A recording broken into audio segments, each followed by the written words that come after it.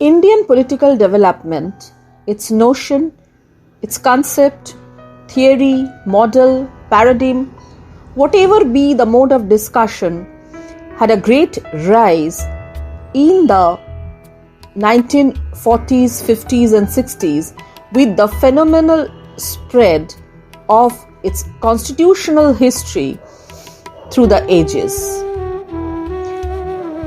Indian Constitution or Constitution of the Indian Republic is undoubtedly a product of research and deliberations of a body of eminent representatives of the people.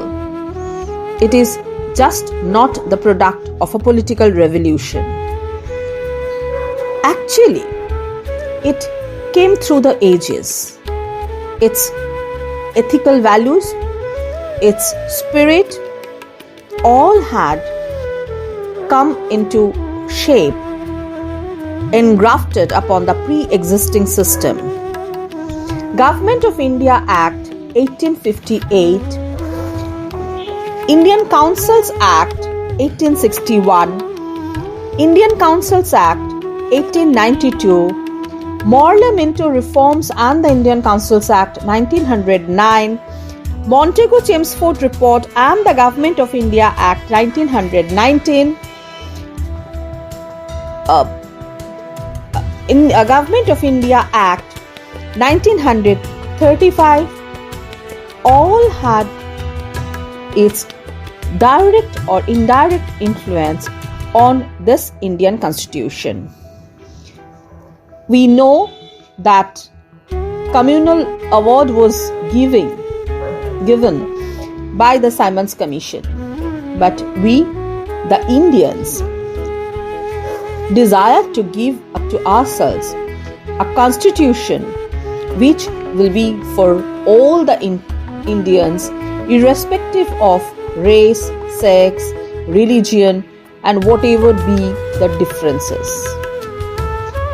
The demand that India's political destiny should be determined by the Indians themselves had been put forward by Mahatma Gandhi as early as in 1922. It was decided that the Constitution of India was to be framed by an elected Indian Constituent Assembly. The Constitution should give India a dominion status, that there should be one Indian Union comprising all the provinces and Indian states, and that any province or Indian state which was not prepared to accept the Constitution would be free to retain its constitutional position. And this ultimately culminated in the formation of the Constituent Assembly, and this Constituent Assembly gave us a wonderful constitution, the world's one of the best constitution, best democratic constitution. The salient principles of the proposed constitution had been outlined by various committees of the Assembly, such as the Union Constitution Committee, the Union Powers Committee, Committee on Fundamental Rights, and after a general discussion of the reports of these committees, the Assembly appointed a drafting committee on the 29th August 1947. The drafting committee, under the chairmanship of Dr. Ambedkar, B.R. Ambedkar, embodied the decision of the Assembly with alternative and additional proposals in the form of a draft Constitution of India, which was published in February 1948. The Constituent Assembly next met in November 1948 to consider the provisions of the draft clause by clause. After several sessions, the considerations of the clauses or second reading was completed by the 17th October 1949. The Constituent Assembly, with all its members, again met on the 14th November 1949. And finally, on 26th November 1949, the pious date for us, the date in which the Constitution received the signature of the President of the Assembly and was declared as passed. So, this Constitution of Indian Republic were given immediate effect from November 26, 1949. The rest of the Constitution, however, came into force on the 26th January 1950, and this date is referred to in Constitution as the date of its commencement. The philosophy of the Constitution is unique in its nature. The Constitution, in its spirit, declares that all the power comes from the Indian people. All power and authority of the sovereign independent India, its constituent parts and organs of government are derived from the people. Adequate safeguards have been provided to the minorities, backwards, tribal communities, depressed, other backward classes, women, and justice, liberty, equality have been secured for all. The preamble of the Constitution thus reads that we, the people of India, having solemnly resolved to constitute India into a sovereign, socialist, secular, democratic republic and to secure to all its citizens justice, social, economic and political, liberty of thought, expression, belief, faith and worship, equality of status and of opportunity, and to promote them among them all fraternity, assuring the dignity of the individual and the unity and integrity of the nation. In our Constituent Assembly, this 26th day of November 1949, do hereby adopt, enact and give to ourselves this Constitution. This is unique in itself. It indicates the source from which the Constitution derives its authority, that is the people, and it establishes the objectives of the Constitution, that is to set the rules for democratic and republican country. This preamble has been adopted in 1976. This preamble declares in unequivocal terms that the people of India is all in all. Republic means that since the making of Constitution up to the rule of the nation, all depends on the citizens. Thus, this preamble, along with its Constitution, endeavors to promote national and international peace, security, integrity of the nation, just and honorable relations between the nations, encourage fraternity, set the notions of democracy and justice, economic, social, political, liberty, equality, and of course, dignity of the individual. Our Constitution sets the rule for democracy, sets the rule for unity, sets the rule for integrity, and ensures unity among diversity. Thus,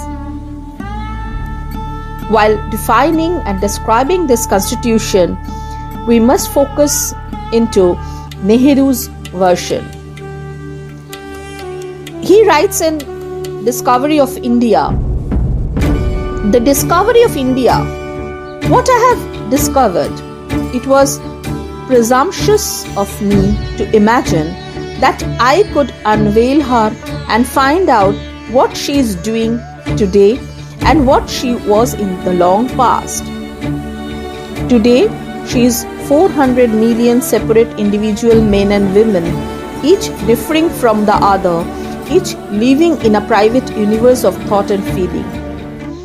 If this is so in the present, how much more difficult is it to grasp that multitudinous past of innumerable successions of human beings?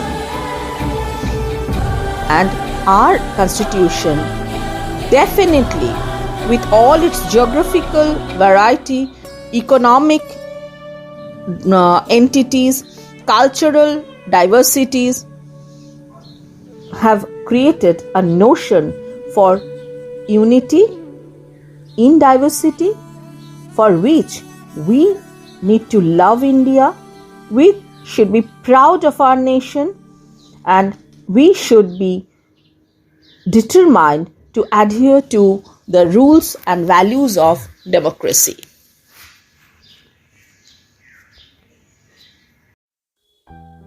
Namaskar.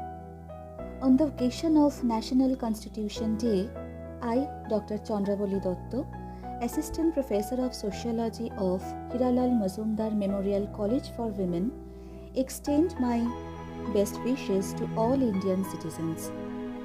We all know that India is the largest democracy in the world, and also our constitution is the most dynamic constitution in this world.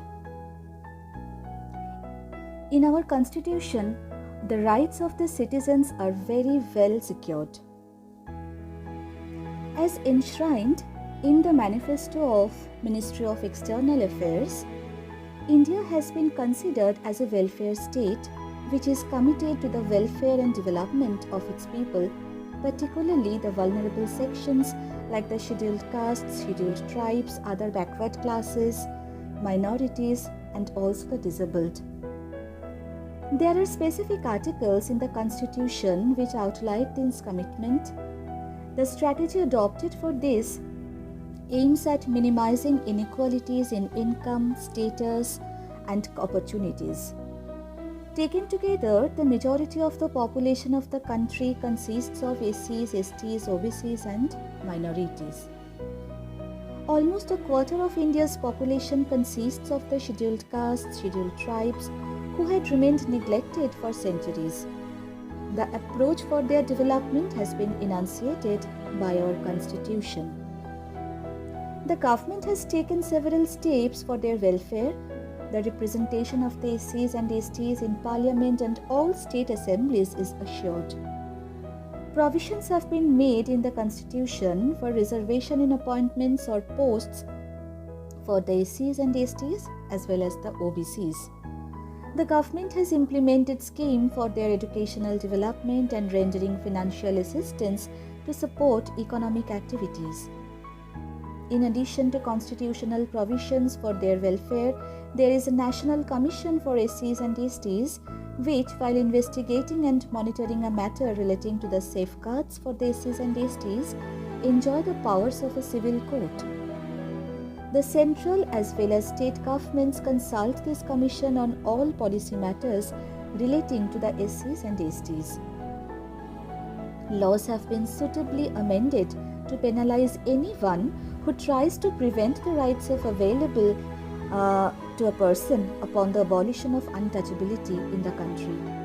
Almost every state in the country has specified courts that try cases of atrocities against them.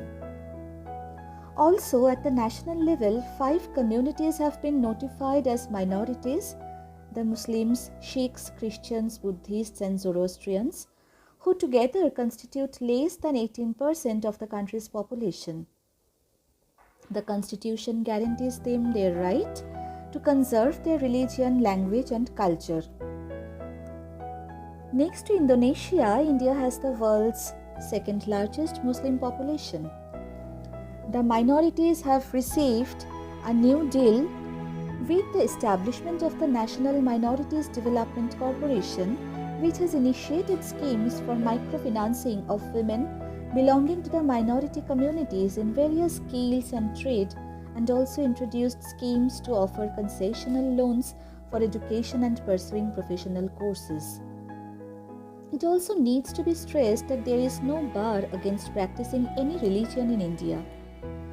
Likewise, for the disabled people, the Constitution also gives assurance that no one can be discriminated on any base. So we can see that we, the citizens of India, are protected adequately by our Constitution, which is the largest democratic and dynamic constitution in this world. And therefore, it is our foremost duty to respect our Constitution as well as respect our nation, because nation comes first and it is our identity. So it is my earnest request to all of the students and teachers and everyone to come forward, join hands and serve your country so that we can make this place a more beautiful and sustainable place.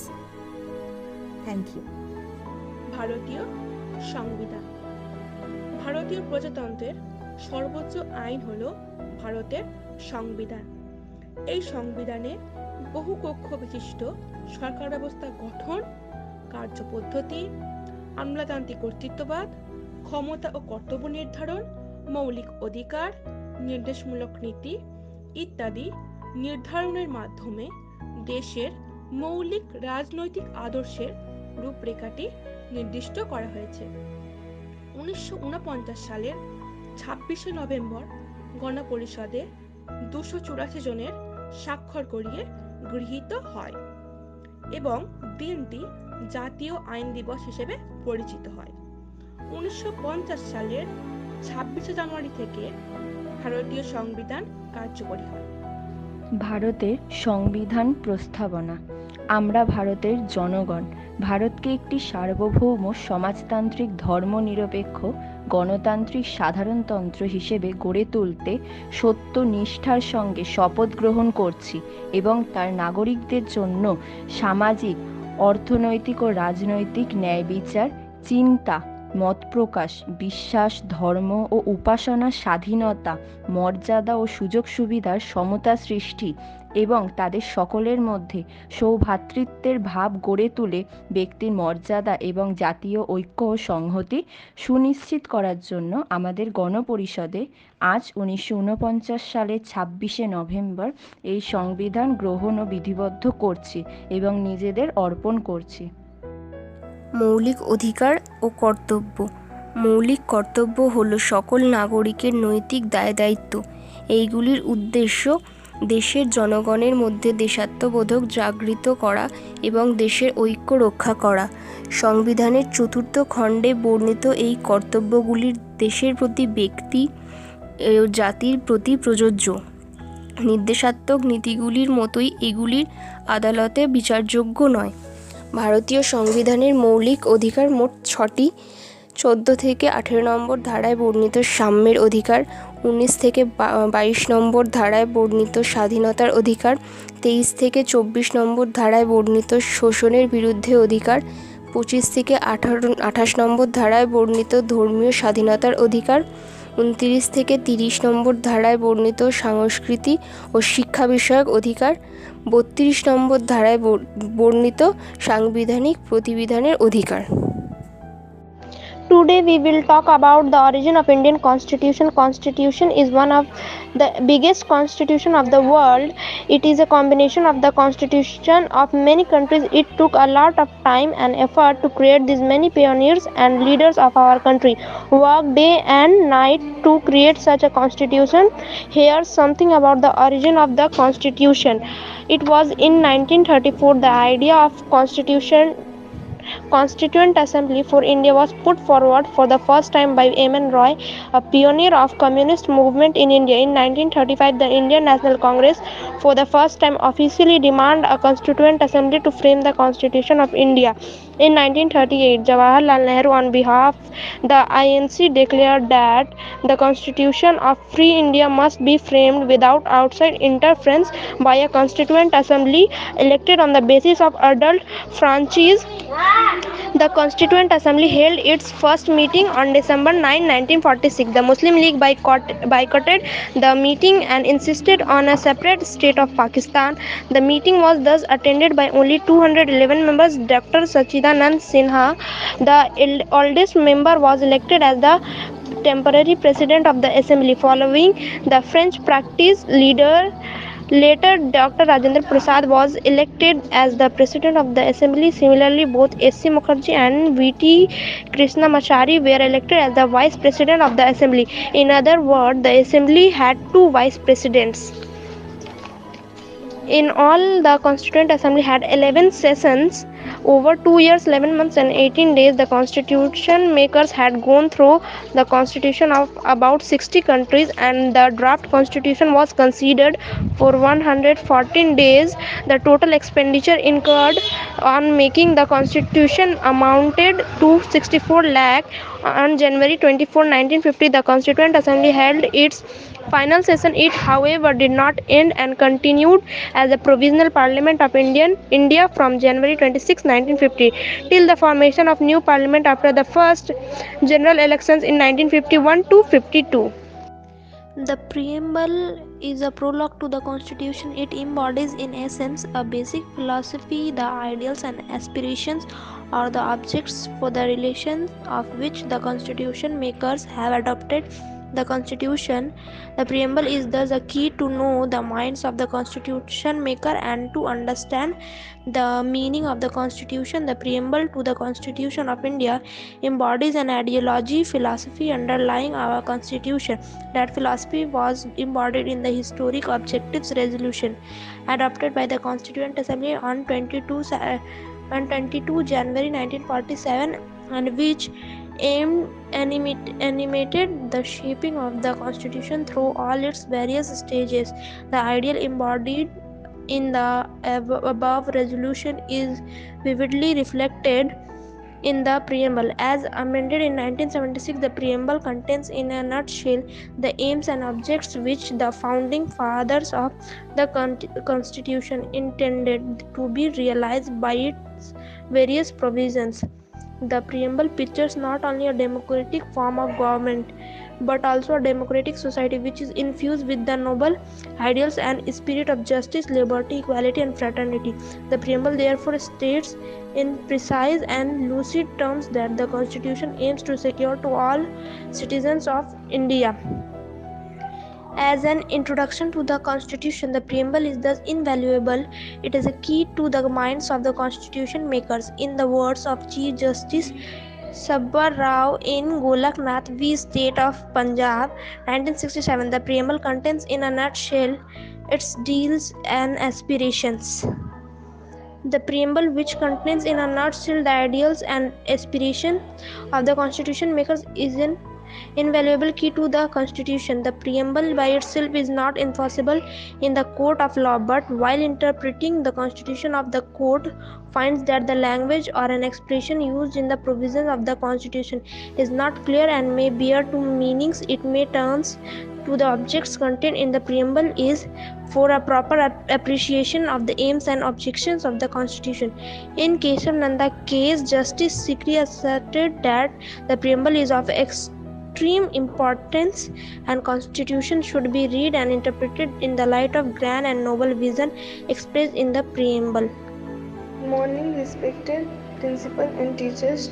Today I am here to speak about rights and duties of citizens. During the period of 1947 to 1949, Constitution of India developed and prescribed the fundamental obligation of the state to its citizens and the duties and the rights of the citizen. These were developed under the following section, which constitute the vital elements of the Constitution. As a citizen of India, we are entitled to certain rights as well as obliged to certain duties. It is our duty as responsible citizens that we abide by these laws and carry out our duties. Similarly, knowledge of our fundamental rights is important so as to prevent injustice. Let us update ourselves about the fundamental rights and duties laid down by the Constitution of India. The fundamental rights definition says that there are basic human rights of all citizens defined part 3 of the Constitution. These are applicable irrespective of race, place of birth, religion, caste, creed, or gender. They are enforceable by the courts, subject to specific restrictions. Following are some of the important rights of the citizens of India in accordance with the Constitution. Thank you. Definition, structure, and key features. The Constitution of India is the foundational law laying down the basic political structure of India. That is a parliamentary democracy and a republic with a federal structure. It defines the three organs of the Republic of India: the executive, the legislature, and the judiciary, and clearly defines their power as well as demarks their responsibilities. It is the world's longest. The original copy of the India Constitution is 251 pages long. It is the most detailed in the world. It contains 395 articles, 22 parts, and 12 schedules. Amendments. It has undergone 103 amendments till. In a democracy, the constitution is a text for a government. It lays a strong foundation for a parliamentary democracy to function. The constitution is the supreme law of a nation. India is the largest democracy in the world, and its constitution serves as a guiding light for it to function smoothly and vibrantly. Ever evolving, the constitution of India is dynamic and adapts itself to changing times to address to the changing needs and requirements of a developing nation.